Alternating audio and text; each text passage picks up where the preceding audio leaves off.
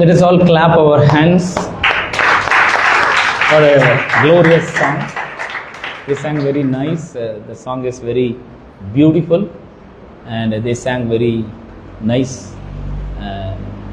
Through their song, they glorified God. Thank you so much, sisters.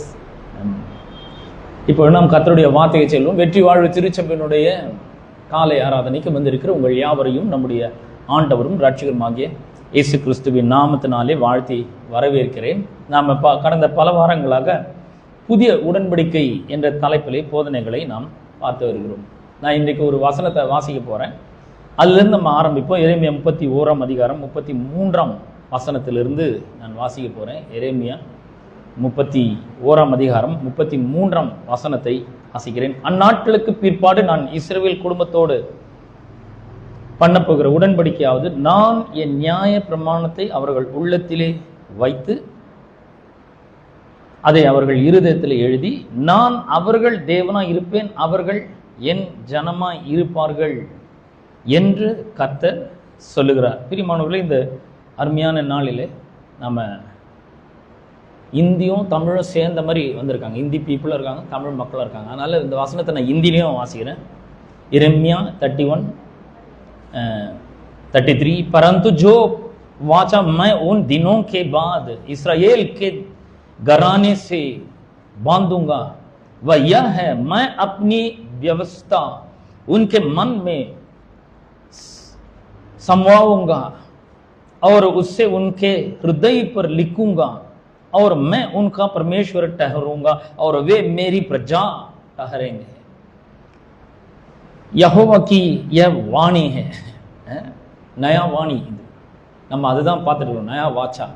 நம்ம புதிய உடன்படிக்கை மக்களாய் நாம் இருக்கிறோம். உடன்படிக்கை அப்படின்றது அது ஒரு கான்ட்ராக்ட் கிடையாது. இட் இஸ் நாட் அன் ஒரு ஒப்பந்தம், agreement. It is not an agreement. அது ஒப்பந்தம் மாதிரி கிடையாது. உடன்படிக்கைன்றது ரொம்ப வித்தியாசமானது. உடன்படிக்கை பழங்காலத்திலிருந்து அது இரு நபர்களுக்கிடையே ஏற்படுத்தப்படுகிற ஒன்றாய் இருக்கிறது. இதை யாருமே மீறினதே கிடையாது என்று சரித்திரம் நமக்கு சொல்லுகிறது. இந்த உடன்படிக்கை இரத்தத்தினால் செய்யப்படுகிற உடன்படிக்கை. இது ரொம்ப புனிதமான ஒரு உடன்படிக்கை என்று வேதம் அழைக்கிறது. ரொம்ப ரொம்ப இது சேக்ரெட் கவனன்ட். இந்த கவனன்ட் ஒரு புனிதமான ஒரு உடன்படிக்கை என்று வேதம் அழைக்கிறது.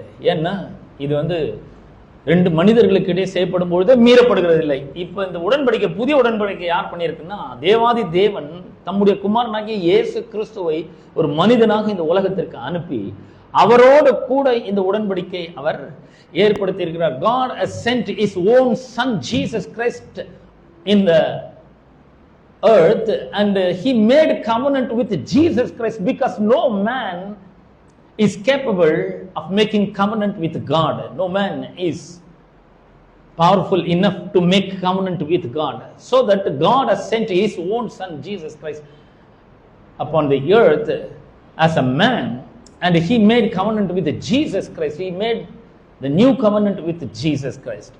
ஏன்னா ஒரு மனுஷன் கூட தேவனோட உடன்படிக்கை செய்யறதுக்கு தகுதியே கிடையாது. Because all have sinned and fall short of the glory of God. Romans 3:23 says, எல்லாரும் பாவம் செய்து தேவ மகிமை அற்றவர்கள் ஆனார்கள். ஒரு மனுஷன் கூட தேவனோடு கடவுளோட உடன்படிக்கை பண்ணிக்கிற அளவுக்கு ஒரு பரிசுத்தமா அல்லது ஒரு நியாயமானவர்கள் கிடையாது. ஏன்னா எல்லாரும் பாவம் செய்து தேவ மகிமை அற்றவர்கள் ஆனார்கள் என்று வேதம் சொன்னதுனால கடவுள் தம்முடைய குமாரனை இந்த உலகத்துக்கு அனுப்பி அவரோடு கூட உடன்படிக்கை செய்கிறாரு. அந்த உடன்படிக்கை அவருடைய ரத்தத்தினாலே செய்கிறார். இயேசு கிறிஸ்துவினுடைய ரத்தத்தினாலே செய்கிறார். God made and established his covenant with the blood of his own son Jesus Christ. அவருடைய குமாரனாகிய இயேசு கிறிஸ்துவின் ரத்தத்தின் மூலமாக இந்த உடன்படிக்கையை அவர் செய்கிறார். அப்ப இது ரொம்ப புனிதமான ஒன்று. இந்த உடன்படிக்கையின் ஆசீர்வாதங்கள்ல ஒரு முக்கியமான ஆசீர்வாதம் என்ன அப்படின்னு சொல்லி நம்ம பார்க்கும்போது verse 33 says, no, this is the new covenant I will make with the people of Israel when the time has come, declares Yahweh. I will embed my law into their core of their being and write it on their hearts and minds. Then I will truly be their God. I will truly be their God and they will truly be my people. So who are we? We are his people, God's people. We are covenant people. We are the new covenant people. We are children of God. So நமக்கு கொஞ்சம் ஒரு தெம்பெருணும் பாருங்க. நம்ம வந்து சாதாரணமான ஆட்கள் கிடையாது. நம்ம யாரு? தேவனுடைய பிள்ளைகளா இருக்கிறோம், தேவனுடைய உடன்படிக்கை மக்களா இருக்கிறோம். we are the people of the covenant of God. அவருடைய மக்களாக நாம இருக்கிறோம். தேவன் இயேசு கிறிஸ்துவோடு செய்த உடன்படிக்கை நிமித்தமாக நாம் உடன்படிக்கை மக்களாக மாறி இருக்கிறோம். அப்ப இதை வந்து இன்னொரு சில வசனங்களை நான் வாசிக்க விரும்புகிறேன். எரேமியா தீர்க்கதரிசன புஸ்தகத்திலேயே 24 அதிகாரம் 7 வசனத்தை வாசிக்கிறேன். Jeremiah 24:7. I'm going to read Jeremiah 24:7. நான் கர்த்தர் என்று அறியும் இருதயத்தை அவர்களுக்கு கொடுப்பேன், அவர்கள் என் ஜனமாய் இருப்பார்கள், நான் அவர்கள் தேவனாய் இருப்பேன். பாருங்க, எல்லா இடத்துலையுமே கர்த்தர் சொல்றாரு, நான் அவர்களுடைய தேவனாய் இருப்பேன், அவர்கள் என் ஜனங்களாய் இருப்பார்கள் என்று அவர் சொல்லுகிறதை நாம் பார்க்கிறோம். இது ஒரு மிகப்பெரிய உடன்படிக்கை, ஆசீர்வாதமா இருக்கிறது. मैं उनका ऐसा मन कर दूंगा कि वे मुझे जानेंगे कि मैं यहोवा हूं और वे मेरी प्रजा ठहरेंगे और मैं उनका परमेश्वर ठहरूंगा क्योंकि वे मेरी ओर सारे मन से फिरेंगे. அவர்கள் என் ஜனமா இருப்பார்கள், நான் அவர்கள் தேவனா இருப்பேன், அவர்கள் தங்கள் முழு இருதயத்தோடும் என்னிடத்தில் திருப்புவார்கள் என்று இஸ்ரவேலின் தேவனாகிய கர்த்தர் சொல்கிறார். இதெல்லாம் வந்து புதிய உடன்படிக்கை பற்றி தீர்க்கதரிசிகள் முன் அறிவிக்கிறார்கள். முன்னாடி சொல்றாங்க, இது மாதிரி ஒரு புது உடன்படிக்கை நான் பின்னாட்களில் ஏற்படுத்த போகிறேன். அந்த உடன்படிக்கையின் ஆசீர்வாதம் என்ன? அவர்கள் என் ஜனங்களாய் இருப்பார்கள், நான் அவர்களுடைய தேவனாய். they are my people. எப்படி? truly my people. you are truly his people. think about that. you not only just belong to your family, parents or your mom and dad, but you belong to God, the true God, one and only true God. You belong to God. You are a child of God. think about that. He is so powerful. His power is ready for you. அவருடைய வல்லமை உங்களுக்காக ஆயத்தமா இருக்கிறது. அவர் உங்களுக்காக தம்முடைய வல்லமை வெளிப்படுத்த அவர் ஆயத்தமா இருக்கிறார். எல்லா இடத்திலுமே அவர் சொல்றது என்னன்னா, திரும்ப திரும்ப அவர் சொல்றாரு இந்த புதிய உடன்படிக்கையின் மூலமாக, I will give them a willing heart to know that I am Yahweh. They will be my beloved people. See, they will be my beloved people. தமிழ்ல சொல்லணும்னா செல்ல பிள்ளை. இந்தியில எல்லாம் சின்ன பசங்களை சோட்டு கூடுவாங்க, அந்த மாதிரி they are my சோட்டு. அப்ப அவ்வளவு செல்ல பிள்ளைகளாக நாம் இருக்கிறோம். they will be my beloved people and I will be their loving God. இன்னைக்கு பெற்றோர் வந்து பிள்ளைகளை அவ்வளோ அன்பு கூறுகிறார்கள். அன்பு கூறும்போது பிள்ளைகள்லாம் இந்த மாதிரி ஒரு பேரண்ட்ஸ் கிடைச்சதுக்கு நான் ரொம்ப கொடுத்து வச்சிருக்கணும், கத்தருக்கு சோத்திரம் அப்படின்றாங்க. தங்களுடைய அன்பா இருக்கிற பெற்றோரை பார்த்து அவங்க அப்படி சொல்றாங்க. ஆனா நான் சொல்றேன், we have a loving God. The word of God says, I will be their loving God, for they will return to me with every passion of their heart. சொல்றாரு, அவங்க என்கிட்ட திரும்புவார்கள் அப்படிங்கிறார். இந்த புதிய உடன்படிக்கையில் இது ஒரு மிகப்பெரிய ஒரு ஆசீர்வாதமாக இருக்கிறது. இதை நாம் புரிந்து கொள்கிறவர்களாக இருக்க வேண்டும். எசேக்கியேல் தீர்க்கதரிசன புஸ்தகம் 36 அதிகாரம் 26-27 வசனங்களை வாசிக்கிறேன். எசேக்கியேல்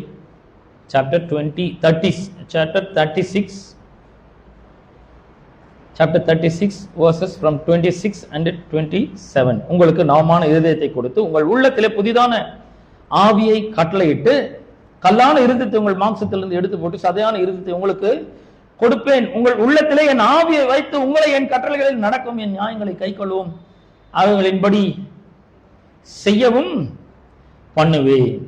அப்ப இந்த உடன்படிக்கையின் ஆசீர்வாதங்கள்ல ஒன்று என்ன? அவர் நம்முடைய தேவனாய் இருக்கிறார், நாம் அவருடைய ஜனங்களாய் இருக்கிறோம். He became our God.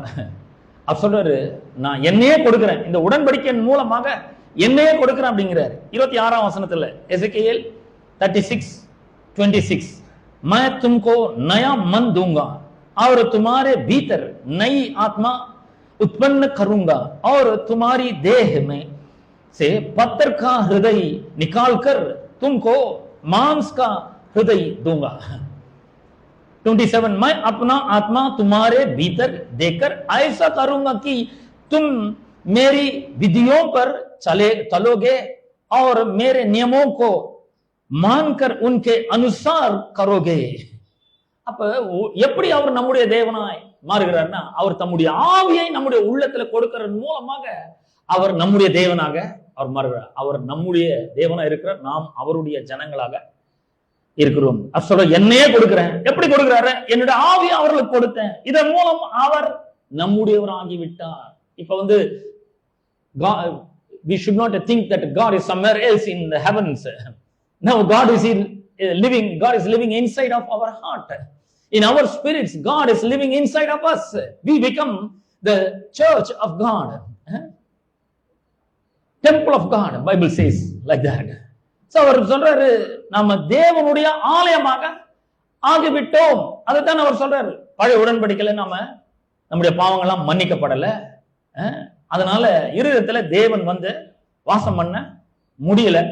தேவன் இருதயத்துல வந்து வாசம் பண்ற அளவுக்கு அத இப்ப பரிசுத்தமாக்கி இருக்கிறார். அப்ப இந்த வேத புஸ்தகம் என்ன சொல்றது? யோவான் ஸ்நானனை பார்க்கணும் ஒரு பெரிய தீர்க்கதரிசி பழைய உடன்படிக்கையில இருந்தது இல்லை. பழைய உடன்படிக்கை முழுசும் பாத்தீங்கன்னா யோவான் ஸ்நானன் தான் மிகப்பெரிய தீர்க்கதரிசி. ஆனா புதிய உடன்படிக்கையில எப்படின்னா, அந்த ஒரு சின்ன விசுவாசம், இன்றைக்கு ஆண்டவராக இயேசு கிறிஸ்துவை ஆண்டவராக ரட்சகராக ஏற்றுக்கொள்வர்கள் கூட யோவான் ஸ்நானனை பார்க்கலும் பெரியவன் என்று அவர் சொல்லுகிறதை நாம் பார்க்கிறோம். அப்ப இது வந்து ஒரு இண்டிவிஜுவலா எடுத்துக்கொள்றது மட்டும் இல்ல. நான் வந்து இப்ப என்ன மட்டும் எடுத்துக்கினேன், அவர் என்னுடைய தேவனா இருக்க, நான் அவருடைய ஜனமா இருக்கிறன்ற மட்டும் இல்ல. இது வந்து ஒரு கலெக்டிவ் பிலீவர்ஸ், அதை பத்தி தான் சொல்லுகிறது. இங்க எல்லாத்திலையும் பாத்தீங்கன்னா புளூரல சொல்லுது. எப்படி சொல்லுதுன்னா, சர்ச், இந்த சபையில அவர் சபை மக்களுடைய தேவனாய் அவர் இருக்கிறார். ஒரு உதாரணத்தை சொல்றேன் பாருங்க. இப்போ ஆசரிப்பு கூடாரம் இருந்தது பழைய, இப்போ நமக்கு சர்ச் எல்லாம் இருக்குது. முன்ன வந்து சர்ச் எல்லாம் கிடையாது. எப்படி இருந்ததுன்னா ஆசரிப்பு கூடாரம் மோசே கர்த்தர் சீனா மலை மேல கொண்டு போய் பரலோகத்தில் இருக்கிற மாதிரியின்படி நீ செய்யணும்னு சொல்லிட்டு அவருக்கு ஒரு மாதிரியை காண்பிக்கிறார் மோசேக்கு. அப்ப இங்க கீழே வந்து ஒரு ஆசரிப்பு கூடாரத்தை பில்ட் பண்றாரு. ஆசரிப்பு கூடாரம் எங்க இருந்தது? இஸ்ரேல் ஜனங்கள் 4 பக்கமும் அவர்கள் பாளையம் இறங்கினார்கள். ஈஸ்ட், வெஸ்ட், நார்த், சவுத் 4 பக்கமும் ஜனங்கள் பாளையம் இறங்குறாங்க. அந்த ஆசரிப்பு கூடாரம் தேவன் வாசம் பண்ணும் ஸ்தலம், தேவ பிரசன்னம் எங்க இருக்குன்னா அவர்கள் மத்தியில இருந்தது. தேவன் அவர்கள் நடுவிலே வாசம் பண்ணினார். சங்கீத புஸ்தகங்களை கூட நாம வாசிக்கிறோம். சங்கீத புஸ்தகங்கள்ல தேவன் அதை நடுவில் இருக்கிறார், அது அசையாதுன்றத நாம வாசிக்கிறோம். 46ஆம் சங்கீதம் 5ஆம் வசனத்துல நாம இப்படி வாசிக்கிறோம். என்ன வாசிக்கிறோம் பாருங்க. 46ஆம் சங்கீதம் 5ஆம் வசனத்துல தேவன் அது நடுவில் இருக்கிறார், அது அசையாது, அதிகாலையிலே தேவன் அதற்கு சகாயம் பண்ணுவார், அப்படி வாசிக்கிறோம் நம்ம. அப்ப ஜனங்கள் மத்தியில தேவன் வாசமா இருந்தார். परमेश्वर उस नगर के बीच में है, वह कभी टलने का नहीं, पर फटते ही परमेश्वर उसकी सहायता करता है. परमेश्वर उस नगर के बीच में है, தேவன் அந்த நகரத்தின் நடுவுல வாசம் பண்ணுகிறார். But in the new covenant, God is living inside of us, not beach. बीच में नहीं है, अब हमारे अंदर वास करता है. हालेलूया. நமக்குள்ள வாசம் பண்றாரு. இது ரொம்ப பெரிய ஒரு ஆசீர்வாதமாக இருக்கிறது. ஆசீர்வாத கூடாரம் நடுவில் இருக்கிறது. அவருடைய பிரசன்னம் அங்க இருந்தது, அவருடைய மகிமை அங்க இருந்தது. அங்க the most holy place was there. அப்ப இந்த கர்த்தருடைய மகிமையும் கர்த்தருடைய வல்லமையும் அவருடைய பிரசன்னத்தையும் நாம அனுபவிக்க வேண்டும் என்றால் நாம அந்த இடத்துல வரணும். கர்த்தர் வாசம் பண்ற ஸ்தலத்துக்கு வரணும். இப்போ வந்து பாத்தீங்கன்னா கர்த்தர் எங்க வாசம் பண்றாரு? எங்க 2-3 பேர் என்னுடைய நாமத்தினாலே கூடி வருகிறீர்களோ அங்கே அவர்கள் மத்தியிலே நான் வாசமா இருக்கிறேன்னு சொன்னாரு. அப்ப அவர் நம் மத்தியிலே அவர் இருக்கிறார். அப்போ கர்த்தருடைய பிரசன்னத்தையும் மகிமையும் நாம சபைக்கு வரும்பொழுது நாம அதை அனுபவிக்கிறது மட்டும் இல்ல, தனிப்பட்டவர்கள் அனுபவிக்கிறது மட்டும் இல்ல, சபையாக கூடி வரும்போதும் தேவனுடைய பிரசன்னத்தையும் அவருடைய மகிமையும் நாம் அனுபவிக்கிறோம். We can enjoy the presence of God and the glory of God when we pray to God, when we read the Bible and we pray in tongues. When that time we enjoy the presence of God, we feel the presence of God and we feel the glory of God. We know the glory of God is upon us when we pray and when we read the Bible, when we talk to God. We enjoy the presence. Not only that, when we come together for worship as a church, there is His presence. His presence is there, His glory is there, His power is there. He is manifesting His power in and through His church. Because He is the head and we are His body. Hallelujah. Now He is in the midst of His church.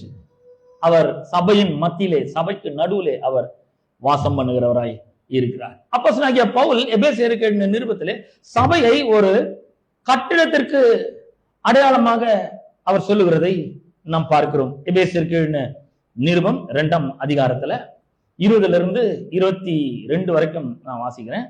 Ephesians chapter 2 verses from 20 to 22. அப்போஸ்தலர்கள், தீர்க்கதரிசிகள் என்பவர்களுடைய அஸ்திபாரத்தின் மேல் கட்டப்பட்டவர்களுமாய் இருக்கிறீர்கள். அதற்கு இயேசு கிறிஸ்து தாமே மூலைக்கல்லாய் இருக்கிறார். அவர் மேல் மாளிகை முழுவதும் இசைவாய் இணைக்கப்பட்டு கர்த்தருக்குள் பரிசுத்த ஆலயமாக எழும்புகிறது. அவர் மேல் நீங்களும் ஆவியினாலே தேவனுடைய வாசஸ்தலமாக கூட்டி கட்டப்பட்டு வருகிறீர்கள். From 20 onwards, Ephesians 2 verse 20, from 20 onwards, और प्रेरितों और भविष्यद्वक्ताओं की नींव पर जिसके कोने का पत्थर मसीह यीशु स्वयं ही है, बनाए गए हो.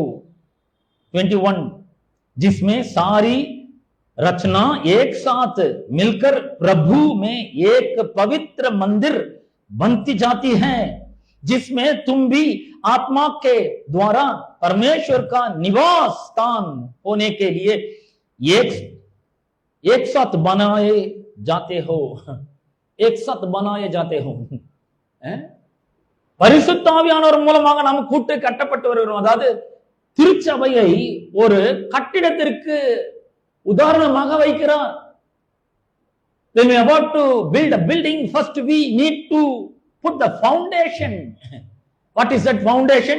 Here Apostle Paul says, அப்போஸ்தலர், தீர்க்கதரிசிகள் என்பவர்களுடைய அஸ்திபாரத்தின் மேல் கட்டப்பட்டவர்களுமாய் இருக்கிறீர்கள். Who is the foundation? The teachings and preachings of apostles and பவிஷ்யதக்தாவும். 20ஆம் வசனம் அப்படி சொல்கிறது. और प्रेरितों और भविष्यद्वक्ताओं की नींव पर जिसके कोने का पत्थर मसीह यीशु स्वयं ही है, मूलकल, cornerstone. So when we are about to build a building, we need a cornerstone and we need the foundation and we need some other materials. கல்லு வேணும், செங்கல் வேணும், மணல் வேணும், சிமெண்ட் வேணும், இதெல்லாம் வேணும். So cornerstone யாரு? Jesus Christ. फाउंडेशन யாரு? प्रेरितों और भविष्यद्वक्ताओं.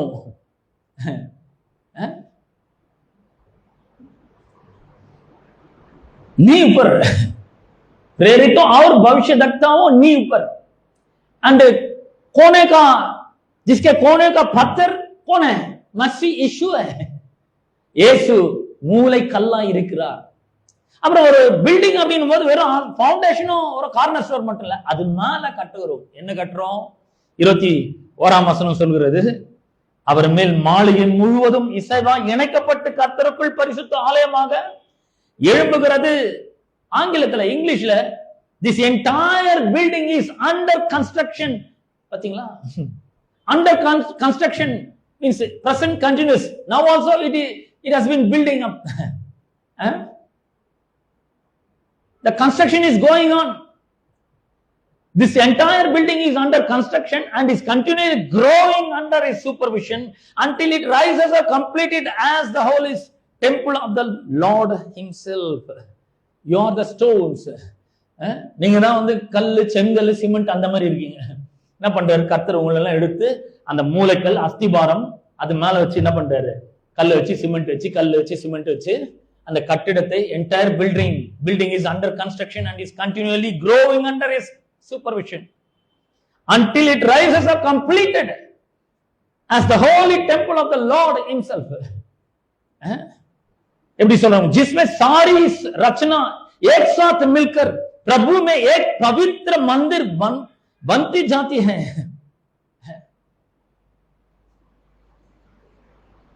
அப்போ அஸ்திபாரம் இருக்குது, மூளைக்கல் இருக்கு, கல்லு சிமெண்ட் எல்லாம் இருக்கு. அப்பதான் அந்த பில்டிங் கன்ஸ்ட்ரக்ட் பண்ணப்படும் இல்லையா? அப்பதான் அந்த பில்டிங் எழும்பெறும். Still the building construction work is going on. நிறைய கல்லு வெளியே இருக்குது. அந்த கல்லெல்லாம் எடுத்து நீங்க சேர்க்கணும். முதல்ல கட்டணம் கட்டுறதுன்னா உடனே அங்கேயே கல் எடுக்கிறாங்க இல்ல, கல்லெல்லாம் ஒருத்துல இருந்து எடுத்து வந்து சேர்க்கிறாங்க. அப்புறம் அதை என்ன பண்றாங்க, கொஞ்சம் கொஞ்சம் அந்த ஷேப்புக்கு ஏற்ற மாதிரி வெட்டுறாங்க, ஷேப் பண்றாங்க. ஒருவேளை ஷேப் வரலன்னு என்ன பண்றாங்க, அதை கட் பண்றாங்க, அந்த கல்லை கட் பண்றாங்க, கட் பண்ணி அந்த ஷேப்பை கொண்டு வராங்க. ஏன்னா அந்த கல் வரும்போது அன்ஈவனா இருக்குது. when we bring the stones they are uneven. We couldn't construct a nice building, wonderful building with that stone. So we need to cut all the extra parts. Pride is one extra part, sin is one extra part, and so many bad things are to cut off from that stone to shape it. We need to shape it to construct the building. அந்த கட்டடத்தை கட்டணும்னா என்ன பண்ணணும், அந்த கல்லுல இருக்கிற extra சில்லுங்களை என்ன பண்ணணும், உடைச்சு எடுக்கணும். உடைச்சு எடுத்து ஷேப் பண்ணி அப்ப கரெக்டா வச்சாதான் அது நல்ல ஈவனா பாருங்க, எப்படி பார்க்கறதுக்கு நல்லா அழகா இருக்கு. ஸோ அந்த கன்ஸ்ட்ரக்ஷன் போயிட்டு இருக்குன்றாரு. What is the foundation? Doctrine of apostles and prophets. Who is the cornerstone? Jesus is the cornerstone. Who are the stones? We believers are the stones. So 2 Corinthians 6, 2 Corinthians chapter 6 verse 16 says like this. 2 Corinthians chapter 6 16. தேவனுடைய ஆலயத்திற்கும் அப்புறம் விக்கிரகங்களுக்கும் சம்பந்தமேது. நான் அவர்களுக்குள்ளே வாசம் பண்ணி அவர்களுக்குள்ளே உலாவி அவர்கள் தேவனாய் இருப்பேன், அவர்கள் என் ஜனங்களாய் இருப்பார்கள் என்று தேவன் சொன்னபடி நீங்கள் ஜீவனுள்ள தேவனுடைய ஆலயமாய் இருக்கிறீர்களே. அவர் சொல்ல 16th verseல 6:16 और मूर्तियों के साथ परमेश्वर के मंदिर का क्या संबंध, क्योंकि हम तो जीवित परमेश्वर के मंदिर हैं. क्योंकि हम तो जीवित परमेश्वर के मंदिर हैं. जैसा परमेश्वर ने कहा मैं उनमें बसूंगा और उनमें चला फिरा करूंगा और मैं उनका परमेश्वर होऊंगा और वे मेरे लोग होंगे. क्या बात है? परमेश्वर हमसे कहा हम तो जीवते परमेश्वर के मंदिर हैं. कौन? हम ஜீவன் உள்ள தேவனுடைய ஆலயமா இருக்கிறோம். யார்? நாம. அப்படிதான் நாம கட்டப்பட்டு வருகிறோம். நாம் தான் அந்த பில்டிங், நாம தான் அந்த ஆலயமா இருக்கிறோம் என்று வேதம் சொல்லுகிறதை நாம் அங்க பார்க்கிறோம். 1 பேதுரு 2ஆம் அதிகாரம் 4-5 வசனங்களை உங்களுக்காக வாசிக்கிறேன். 1 பேதுரு दूसरा पत्र 2:4-5 வசனம். 4:5 மனுஷரால் தள்ளப்பட்டதாயினும் தேவனால் தெரிந்து கொள்ளப்பட்டதும் விலையேற பெற்றதுமா இருக்கிற ஜீவனுள்ள கல்லாகி அவரிடத்தில் சேர்ந்தவர்களாகிய நீங்களும் ஜீவனுள்ள கற்களை போல ஆவிக்கேற்ற மாளிகையாகும் இயேசு கிறிஸ்து மூலமாய் தேவனுக்கு பிரியமான ஆவிக்கேற்ற பலிகளை செலுத்தும்படிக்கு பரிசுத்த ஆசாரிய கூட்டமாகவும் கட்டப்பட்டு வருகிறீர்கள். क्योंकि जब परमेश्वर ने उन स्वर्गदूतों को जिन्होंने पाप किया नहीं छोड़ा. सेकंड पत्र नहीं, दूसरा पत्र नहीं, पहला पत्र 2:4-5. उसके पास आकर जिसे मनुष्यों ने तो निकम्मा ठहराया परंतु परमेश्वर के निकट चुना हुआ और बहुमूल्य जीवता पत्थर है. हम कौन है? बहुमूल्य जीवता पत्थर है. कौन? यीशु मसीह. तुम भी आप जीवते पत्थरों के समान आत्मिक घर बनते जाते हो. हम भी जीवते पत्थरों के समान आत्मिक घर बनते जाते हो, जिससे याजकों का पवित्र समाज बनकर ऐसे आत्मिक बलिदान चढ़ाओ जो यीशु मसीह के द्वारा परमेश्वर को ग्रहण है. எவ்வளவு அற்புதமா சொல்லிருக்கிறார் பாருங்க. அவர் ஜீவனுள்ள கல்லு, அவரிடத்தில் சேர்ந்த நாமும் கூட ஜீவனுள்ள கற்களை போல ஆவிக்குரிய மாளிகையாகவும் இயேசு கிறிஸ்து மூலமாக பிரியமான ஆவிக்குரிய பலிகளை செலுத்தும்படிக்கு பரிசுத்த ஆசாரிய கூட்டமாகவும் கட்டப்பட்டு வருகிறீர்கள். எவ்வளவு ஒரு அற்புதம் பாருங்க. நம் இன்னும் கட்டப்பட்டு வந்து கொண்டிருக்கிறோம். இயேசு ஜீவனுள்ள கல்லாய் இருக்கிறார். जीवता पत्थर तुम भी आप जीवित पत्थरों के समान आत्मिक घर बनते जाते हो. நாம கூட ஜீவனுள்ள கற்களா இருக்கோம். ஏன்னா அவரோடு கூட சேர்ந்துட்டோம். அவர் ஜீவனுள்ள கல்லு, நாம் ஜீவனுள்ள கற்கள். அவரிடத்தில் சேர்க்கப்பட்ட போது நாமும் ஜீவனுள்ள கற்களை போல மாறி ஆவிக்கேற்ற மாளிகையாகவும் கர்த்தருக்கு நாம ஆவிக்கேற்ற பலிகளை செலுத்தும்படிக்கு பரிசுத்த ஆசாரிய கூட்டமாகவும் கட்டப்பட்டு வருகிறது. Jesus is the living stone, cornerstone, and believers are also living stones. Not only believers are living stones, they are priests also, because 9th verse says like this. 1 Peter 2:9 says, நீங்களோ உங்களை அந்தகாரத்தினின்றும் தம்முடைய ஆச்சரியமான ஒளி நிலத்திற்கு வரவழைத்தவருடைய புண்ணியங்களை அறிவிக்கும்படிக்கு தெரிந்து கொள்ளப்பட்ட சந்ததியாகவும் ராஜரீக ஆசாரிய கூட்டமாகவும் அவருக்கு சொந்தமான ஜனமாயும் இருக்கிறீர்கள். பார்த்தும் ஏக் चुना हुआ वंश और राजपधारी याजकों का समाज और पवित्र लोग और परमेश्वर की निज प्रजा हो, इसलिए कि जिसने तुम्हें अंधकार में से अपनी अद्भुत ज्योति में बुलाया है उसके गुण प्रकट करो. அவருடைய புண்ணியங்களை அறிவிக்கும்படி நாம யாரா இருக்கிறோம்? தெரிந்து கொள்ளப்பட்ட சந்ததி, ராஜரீக ஆசாரிய கூட்டம், தெரிந்து கொள்ளப்பட்ட சந்ததி, चुनाव वंश, राजरिग आचार्य कूटम, राजपधारी याजकों का समाज,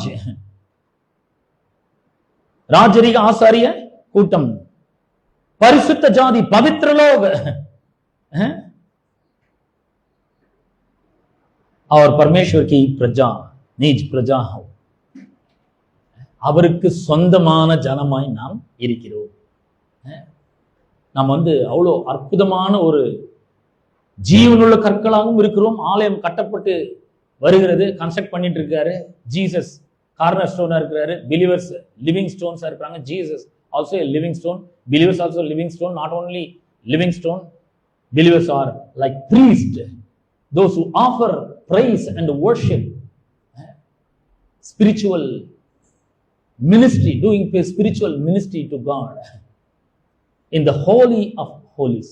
அப்ப பாருங்க, இன்றைக்கு விசுவாசிகளாக நாம எதையும் போய் செய்ய வேண்டிய அவசியம் இல்லை. அங்க போயிட்டு ஆட்டாரத்தின் ரத்தத்தை பிடிச்சி பேசின்ல பிடிச்சி எடுத்து போய் ரத்தத்தை தெளிச்சு அதெல்லாம் எதுவும் பண்ண தேவையில்லை. நம்ம ஆசாரிய கூட்டமா இருக்கிறோம், பவித்திர லோக, பரமேஸ்வர் கி நிஜ் பிரஜா. என்ன பண்ணணும்? we need to open our mouth and praise God. What the 9th verse says, uske gun prakat karo. Every day you need to praise God and worship God. That is the important thing in our lives, because God has made us priests and his holy people, his own people, through the new covenant. புது உடன்படிக்கையின் மூலமாக தேவன் நம்மை அவருக்கு சொந்தமான ஜனமாக, பரிசுத்த ஜாதியாக மாற்றி இருக்கிறார். ஆகதான் பாருங்க, இந்த லூக்கா 15ஆம் அதிகாரத்துல 3 உதாரணம் சொல்லப்படுது. லூக்கா 15ஆம் அதிகாரத்துல, லூக் சாப்டர் 15ல there are 3 சம்பவங்கள், 3 சம்பவங்கள் இருக்குது. ஒண்ணு காணாமல் போன ஆடு. ஒரு ஆடு தொலைஞ்சு போச்சு. அப்புறம் அவனை பண்ண 99 ஆடை விட்டுட்டு இங்க விட்டுட்டு அந்த ஒரு ஆடை காணாமல் போன ஒரு ஆடை தேடி போய் கண்டுபிடிச்சு அதை தூக்கி தோல் மேல தூக்கி போட்டுக்கின்னு சந்தோஷத்தோட திரும்பி வந்து திருப்பி ஒரு சின்ன ஒரு கூண்டுல அந்த ஆட்டை அடைச்சு வைக்கல. அந்த 99 ஆடு கூட சேர்க்கிறாரு. மறுபடியும் கொண்டு வந்து என்ன பண்றாரு, 99 ஆடு கூட சேர்த்துட்டாரு. அது ரொம்ப முக்கியமானது. காணாமல் போன வெள்ளிக்காசு. நம்ம என்ன பண்றாங்க, 10 வெள்ளிக்காசுல ஒரு வெள்ளிக்காசு தொலைஞ்சு போகுது. அதனால நம்ம என்ன பண்றாங்க, விளக்க கொளுத்தி அந்த வீடு முழுவதும் பெருக்கி அந்த தொலைஞ்சு போன அந்த வெள்ளிக்காசை கண்டுபிடிச்சு அதுக்கப்புறம் என்ன பண்றாங்க, அவங்க வந்து எல்லாரையும் கூப்பிட்டு வெள்ளிக்காசு ஒண்ணு தொலைஞ்சு போச்சு, இப்ப நான் தேடி கண்டுபிடிச்சிட்டேன், இப்போ என்னோட கூட சேர்ந்து சந்தோஷப்படுங்கள் அப்படிங்கிறாங்க. அதே போலதான் ஒரு 2 குமாரர், ஒரு ஆளுக்கு 2 பையனுங்க இருந்தாங்க. ஒருத்தன் இளைய மகன் என்ன பண்ண, சொத்தெல்லாம் பிரிச்சு எடுத்து போய் துன்மார்க்கமா செலவழிச்சு, தூரதேசம் போய் துன்மார்க்கமா செலவழிச்சு அவனை பண்ணிட்டான், எல்லாத்தையும் அழிச்சு போட்டான். அப்புறம் ஒரு குடியானவன்ட்ட போய் பண்ணி மேய்க்கிறவன் இடத்துல போய் சேர்ந்து கொண்டான். அதுக்கப்புறம் சாப்பாட்டுக்கே கஷ்டமாயிட்டு பணம் எல்லாம் போயிட்ட பிறகு நண்பர்கள்லாம் போயிட்டாங்க. அவ்வளவுதான். நண்பர்கள் போயிட்ட பிறகு அவனுக்கு பண்ணி கொடுக்குற சாப்பாடு கூட கிடைக்கவே இல்லை. அதனால என்ன பண்ணாங்க, அவங்க நேரா அப்பா வீட்டுக்கு போக போறேன் நான் மனம் திரும்பி அவன் அப்பா கிட்ட வரான். அப்பா வந்த உடனே அவனை கொஞ்சம் வெளியவே நிக்க வச்சு அவுட் ஹவுஸ்ல வச்சு அவனுக்கு சாப்பாடு கொடுக்கல. வந்த உடனே அப்பா என்ன சொல்றாரு, அவனை குளிக்க வைங்க, நல்ல ட்ரெஸ்ஸை போடுங்க, நல்ல சாப்பாடு கொடுங்க, புது வஸ்திரத்தை போடுங்க, புதிய சப்பலை போடுங்க, மோதிரத்தை போடுங்க கையில. என் மகன் காணாம போனா திரும்பி வந்தா மறித்தான், திரும்ப பிழைத்து கொண்டான், அதனால ஒரு பெரிய விருந்து ஆட்டம் பண்ணுங்க, கொழுத்த கன்றை அடிங்க, விருந்து பண்ணுங்கன்னு சொல்லி நல்ல பிரியாணி எல்லாம் சமைச்சு எல்லாரும் கூட சேர்ந்து சந்தோஷப்பட்டான். மறுபடியும் குடும்பத்துல அவன் சேர்த்து கொள்ளப்பட்டான். நாம கூட பாருங்க, எனக்கு வந்து சர்ச்சையே தேவையில்லைங்க, நான் வந்து தனியாவே கர்த்தரை ஆராய்ச்சிக்குவேன், நான் கர்த்தரை ஏற்றுக்கொண்டேன், ஆண்டவரை ரட்சகரை இயேசுவை ஏற்றுக்கொண்டுருவேன், அதனால நான் சர்ச்சைக்கெல்லாம் போக தேவையில்லை, நான் வீட்லயே வந்து பாத்துக்கிறேன், எல்லாத்தையும் வீட்டுல இருந்து பாத்துக்கிறேன் அப்படின்னா அது முடியாது, இங்க வரணுங்க. அதனாலதான் இங்க கொண்டு வந்து சேர்க்கிற. ஒரு உதாரணம் சொன்னா உங்களுக்கு நல்லா வழங்கும்னு நினைக்கிறேன். ஒரு உதாரணத்தை சொல்றேன் பாருங்க. இப்ப கார் இருக்கு, கார்ல என்ன இருக்கு, என்ஜின் இருக்கு, அப்புறம் கியர் பாக்ஸ் இருக்கு, அதுக்கப்புறம் 4 வீல் இருக்கு, அதுக்கப்புறம் காரினுடைய பாடி இருக்கு. Car has 1 engine and 1 gearbox and 4 wheels and a body, isn't it? Engine was so powerful, isn't it? Engine was so powerful, but engine alone can not move anywhere else. It cannot go anywhere else because engine is powerful. We know that, but if it wants to move forward, it needs 4 wheels and it needs a body, isn't it? ஒரு car இருக்கு, engine இருக்கு, gear box இருக்கு, 4 wheel இருக்கு, அப்புறம் காரினுடைய பாடி இருக்கு. Engine powerful தான். Engine பவர்ஃபுல்னால engine மட்டுமே போட முடியுமா? இல்ல, என்ஜினுக்கு மூவ் பண்ணணும்னா 4 வீல் தேவை, கண்டிப்பா 4 சக்கரம் வேணுங்க, 4 வீல் இருக்கணும், அப்பதான் மூவ் பண்ண முடியும். சரிங்க, வீல் ரொம்ப பவர்ஃபுல், வீல் இல்லாம மூவ் பண்ண முடியாது, அதனால வீல் தான் ரொம்ப முக்கியம்னு நினைக்கிறோமா? இல்ல, வெறும் வீல் மட்டும் என்ன பண்ண முடியும், வீலோட என்ஜினும் சேர்ந்தாதான் அதை மூவ் பண்ண முடியும். அது மாதிரிதான் பாருங்க, சபையில தேவன் தனிப்பட்ட ஆளுக்குள்ளவும் இருக்கிறாரு, அவர் நமக்குள்ள இருக்கிறாரு. ஒரே ஒரு வசனத்தை மட்டும் நம்ம வாசித்து முடிக்க போறோம். கொலோசியர் நிருபம் 1ஆம் அதிகாரம் 27ஆம் வசனத்தை வாசிக்கிறேன். 27 onwards. Colossians chapter 1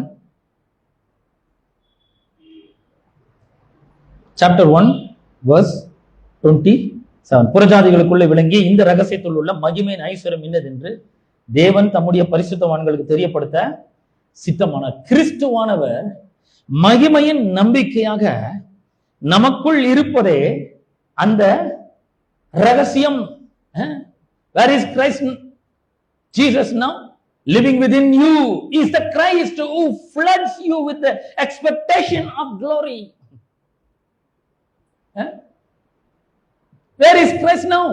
He is living inside of you. The Bible says, the word of God says, living with you, within you is the Christ who floods you with the expectation of glory. This mystery of Christ embedded within us becomes a heavenly treasure chest of hope filled with the riches of glory for his people, and God wants everyone to know it. See, God wants to know it. What he wants to know him. What he wants you to know. He is living inside of you. That is what God wants you to know. 27th verse, जिन पर परमेश्वर ने प्रकट करना चाहा कि उन्हें ज्ञान हो कि अन्य जातियों में उस भेद की महिमा का मूल्य क्या है, और वह यह है कि मसीह जो महिमा की आशा है तुम में रहता है. God wants you to know that he is living inside of you. मसीह जो महिमा की आशा है तुम में रहता है. क्या मसीह आप में रहता है?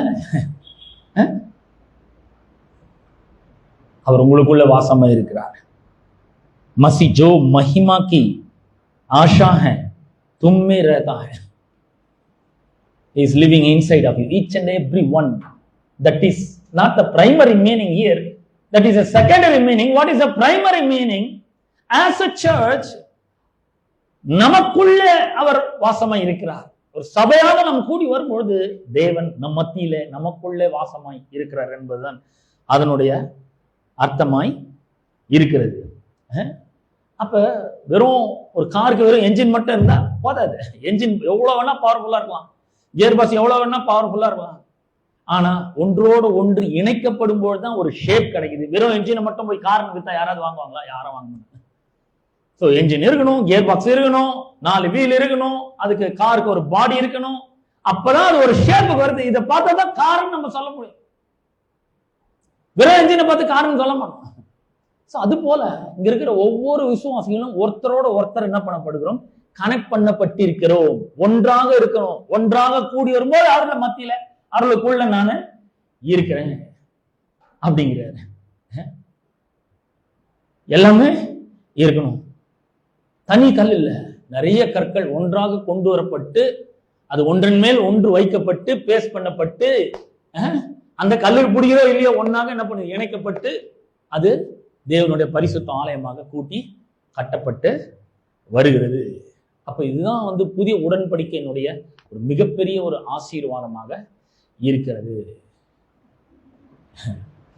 परमेश्वर हमारे बीच में रहता है, हम में रहता है, बीच में भी कलीसिया में भी रहता है, हम में भी रहता है. Please understand this. God wants you to know that he is living inside of you, each and every person, and as a church he is living in the church. நாம மட்டும் கிடையாது, நாம தனித்தனியா தேவனுடைய ஆலயமா இருக்கிறோம். ஒன்றா சேர்ந்து வரும்போது நாம தேவனுடைய ஆலயமா இருக்கிறோம். அதனால்தான் பவுல் சொல்றாரு, ஒரு அவயவம் பாடுபட்ட கூடவே எல்லா அவயமும் பாடுபடும். லேச சுண்ட வரல ஒரு அடிபட்டா உடம்பு முழுக்க வலிக்குது இல்லையா? இந்த வலி முழுக்க பரவுது. அது மாதிரிதான் அப்ப நம்ம விசுவாசிகளாக ஒன்றாக கூடி வரும்பொழுது ஒருத்தர் சுகவேனமா இருந்தா இன்னொருத்தர் என்ன பண்றோம்? அதுக்காக தான் ஜெபம் பண்றோம். ஒருத்தர் கொஞ்சம் பொருளாதாரத்துல குறைவா வந்தா அவங்கள நம்ம என்ன பண்றோம்? பிளஸ் பண்றோம், ஆசீர்வதிக்கிறோம். உதவிகளை, சில உதவிகளை நம்மளால முடிஞ்ச உதவிகளை முழுக்க செய்ய முடியலனா கூட நம்மளால முடிஞ்ச உதவிகளை நாம என்ன பண்றோம்? செய்யறோம். அவர்களிடத்துல அன்பு கூறுறோம், கிருபையை காண்பிக்கிறோம், தயவை காண்பிக்கிறோம். இப்படிதான் ஒரு சபை இருக்கிறது. அங்கதான் தேவன் இருக்கிறார். அப்ப வெளியால ஒருத்தர் இந்த சபைக்குள்ள வரும்பொழுது அங்கு நடக்கிற அந்த அன்பின் பரிமாற்றத்தையும் கிருபையின் பரிமாற்றத்தையும் ஒருத்தரோட ஒருத்தர் இரக்கத்தை பரிமாறிக்கொள்றதும் ஒருத்தரோட ஒருத்தர் தயவை பரிமாறிக்கொள்றதும் பார்க்கும்பொழுது அது ஒரு லிட்டில் ஹெவன் மாதிரி இருக்கு. அதை பார்க்கும்பொழுதே ஒரு பெரிய ஆச்சரியம்.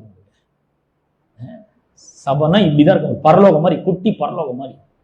Search must become a little heaven, where everybody shares his God-given love and grace and favor and preferential treatment with each other.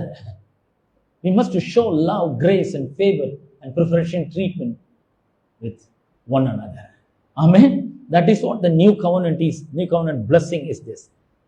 Jesus come into our heart and living inside of us through the Holy Spirit. பரிசுத்த ஆவியானவர் மூலமாக இயேசு நம்முடைய இருதயங்களில வாசமா இருக்கிறார் என்பதை நாம விளங்கிக் கொள்ள வேண்டும். அதனாலதான் நம்ம எங்க போனாலும் தனியா போறது இல்ல, கூடவே என்ன பண்றாரு? Jesus comes with us through the Holy Spirit. Wherever we go, he is also coming with us because he is living inside of us. We cannot put him outside of us.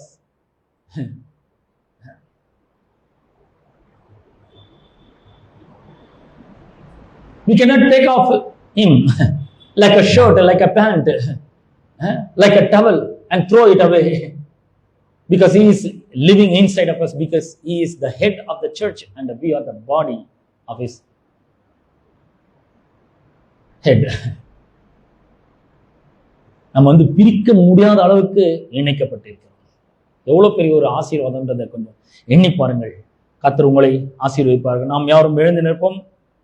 Let us all stand together for prayer. எங்கள் அன்பின் பிதாவே, உம்முடைய குமாரனாகிய இயேசு கிறிஸ்துவின் நாமத்திலே உம்மண்டை நாங்கள் வருகிறோம். இந்த அற்புதமான மனம் மகிழ்ச்சி நாளுக்காக உமக்கு கோடான கோடி நன்றிகளை நாங்கள் ஏறெடுக்கிறோம். ஆண்டவரே, இன்றைக்கு பிரசங்கிக்கப்பட்ட சத்தியத்திற்காக உமக்கு கோடான கோடி நன்றிகளை நாங்கள் ஏறெடுக்கிறோம். ஆண்டவரே, நாங்கள் புதிய உடன்படிக்கையின் மக்களாய் இருக்கிறோம். நீர் எங்களுடைய தேவனாய் இருக்கிறீர், நாங்கள் உம்முடைய ஜனங்களாய் இருக்கிறோம். உம்முடைய ஆவியானவரை எங்களுக்கு கொடுத்ததன் மூலமாக நீர் எங்களுடையவராய் மாறி இருக்கிறதற்காக உங்கள் ஸ்தோத்திரம். ஆண்டவரே, கிறிஸ்துவானவர் மகிமை நம்பிக்கையாக எங்களுக்குள் வாசமாய் இருக்கிறீர், அதற்காக உமக்கு கோடான கோடி நன்றிகளை நாங்கள் ஏறெடுக்கிறோம். ஆண்டவரே, இந்த அருமையான நாளில் ஆண்டவரே இந்த சத்தியத்துக்காக நன்றி செலுத்துகிறோம். ஆண்டவரே, இந்த சத்தியம் எங்களுடைய இருதயத்தின் ஆழத்திலே நன்றாக பதியட்டும் என்று நாங்கள் ஜெபிக்கிறோம். ஒவ்வொரு நாளும் பரிசுத்த ஆவியானவர் இந்த சத்தியத்தை எங்களுக்கு நினைப்பூட்டும்படியாக நாங்கள் ஜெபிக்கிறோம். ஆண்டவரே, தேவனும் நாங்களும் பிரிக்க முடியாத அளவுக்கு இணைக்கப்பட்டிருக்கிறோம். நீர் எங்களுக்குள்ளே உலாவி எங்கள் தேவனா இருக்கிறீர், நாங்கள் உம்முடைய ஜனங்களாய் இருக்கிறோம். ஆண்டவரே, நீர் எங்களுக்குள்ளே வாசமாய் இருக்கிறதற்காக உங்களுக்கு ஸ்தோத்திரம். எங்களை ஆசீர்வதிக்கும்படியாக, உம்முடைய அன்பை எங்களோடு கூட பகிர்ந்து கொள்ளும்படியாக, உம்முடைய நன்மையும் உம்முடைய கிருபையும் தயவை எங்களோடு கூட பகிர்ந்து கொள்ளும்படியாக நீர் எங்களுக்குள்ளே இருக்கிறதற்காக உங்களுக்கு ஸ்தோத்திரம். எங்களை வெற்றி சிறக்க பண்ணும்படியாக, எங்களை வழிநடத்தும்படியாக நீர் எங்களுக்குள்ளே இருக்கிறதற்காக உங்களுக்கு ஸ்தோத்திரம். நாங்கள் எங்களை எதிர்த்து வருகிற எல்லா சவால்களையும் ஜெயிக்கும்படியாக நீர் எங்களோடு கூட இருக்கிறதற்காக உமக்கு கோடான கோடி நன்றிகளை நாங்கள் ஏறெடுக்கிறோம். ஆண்டவரே, வந்திருக்கிற ஒவ்வொரு ஜனங்களையும் நீர் ஆசீர்வதிப்பீராக.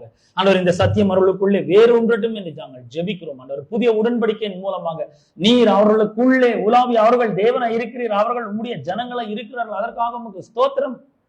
நன்றிகளை நாங்கள் ஏறெடுக்கிறோம். கர்த்தர் அவருடைய வாழ்க்கையில பெரிய காரியங்களை செய்கிறார்கள். வியாதியோடு வந்திருக்கிற ஒவ்வொருவருக்காக ஜெபிக்கிறோம். இப்படி விலையேற பெற்ற ரத்த கோட்டைக்குள்ளாக அவர்களை மூடி மறைத்துக் கொள்ளும்படியா ஜெபிக்கிறோம். வியாதிகள் வேரோட பட்டு போகட்டும் என்று ஜெபிக்கிறேன். வியாதிகள் வேரோட பிடுங்குண்டு கடலில நடப்படட்டும் என்று கட்டளையிடுகிறேன். கர்த்தர் அவருடைய சரீரத்தில் உச்சந்தலையிலிருந்து உள்ளங்கால் வரைக்கும் பரிபூர்ண சுகமும் பலனும் ஆரோக்கியமும் ஜீவனும் நல்வாழும் உண்டாகட்டும் என்று நாங்கள் ஜெபிக்கிறோம். கர்த்தர் பெரிய காரியங்களை செய்கிறாங்க. ஆண்டவரை, தோல்வியோடு வந்திருக்கிற ஒவ்வொருவருக்காய் ஜெபிக்கிறவர்களுடைய வாழ்க்கையில வெற்றி மேல வெற்றி உண்டாகட்டும் என்று ஜெபிக்கிறேன். ஆண்டவரை, அப்பா உமக்கு நன்றி செலுத்துகிறேன். பொருளாதாரத்திலே குறைவோடும் தாட்சியோடும் வந்திருக்கிற ஒவ்வொருவருக்காக ஜெபிக்கிறேன். இயேசுவின் நாமத்தினாலே பொருளாதார குறைவுகள் நீங்கி போகட்டும், கடன்கள் நீங்கி போகட்டும் என்று ஜெபிக்கிறேன். தேவனுடைய பரிபூர்ண ஆசீர்வாதம் அவர்கள் மேல தங்கட்டும் என்று ஜெபிக்கிறேன். எல்லா கடன்களும் நீங்கட்டும், அவர்களை ஆசீர்வதியும், தொடர்ந்து அவர்களுக்கு சமாதானம் உண்டாகட்டும் என்று ஜெபிக்கிறேன். எல்லா கனமும் துதிய மகிமை மேன்மையும் ஒருவருக்கே நாங்கள் செலுத்துகிறோம். இயேசுவின் நாமத்தில் ஜெபிக்கிறோம் பிதாவே, ஆமென். நம்முடைய கர்த்தராகிய இயேசு கிறிஸ்துவின் கிருபையும் பிதாவாகிய தேவனுடைய அன்பும் பரிசுத்த ஆவியானவருடைய அந்யோன்ய ஐக்கியமும் பாதுகாவலும் வழிநடத்தலும் இன்றும் என்றும் सदा காலங்களிலும் நம் அனைவரோடும் என்றும் இருப்பதாக. आमीन। प्रभु यीशु मसीह का अनुग्रह और परमेश्वर का प्रेम और पवित्र आत्मा की सौभाग्यता तुम सबके साथ होती रहे। In all the saints of God said, Amen, Amen, Amen. God bless you all. Thank you so much.